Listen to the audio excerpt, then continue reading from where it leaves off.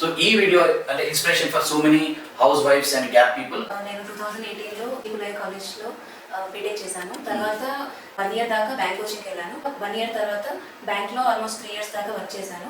So IT వైపు move అవ్వాలని చెప్పి అక్కడ జాబ్ వదిలేసి ఇక్కడ చాలా ఇన్స్టిట్యూట్స్ వరకు సర్చ్ చేశాను. సో ఇన్ బిట్వీన్ నాకు మ్యారేజ్ అవ్వడం వల్ల కొంచెం గ్యాప్ వచ్చింది.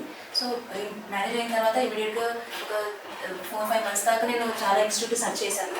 సో నాకు ఏంటంటే గ్యాప్ వచ్చింది కదా, సో నేను ఏదైనా వేరే ఇన్స్టిట్యూట్ నాకు టెంపరీగా ఓన్లీ కోర్స్ వరకే నేర్పించిన తర్వాత ప్లేస్మెంట్స్ చేయకపోతే నాకు ప్రాబ్లం అవుతుంది. అందుకని చెప్పి నేను ఆల్మోస్ట్ 4-5-6 months దాకా ఇన్స్టిట్యూట్ చాలా సర్చ్ చేశాను.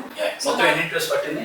6 పట్టింది. టోటల్ ఎంత జర్నీ అంత ఎన్ని రోజులు పట్టింది? 8 months పట్టింది. టోటల్ 8 months పట్టింది. ఫస్ట్ ఆన్లైన్ అటెండ్ అయ్యావు, తర్వాత ఇన్స్టిట్యూట్కి వచ్చావు.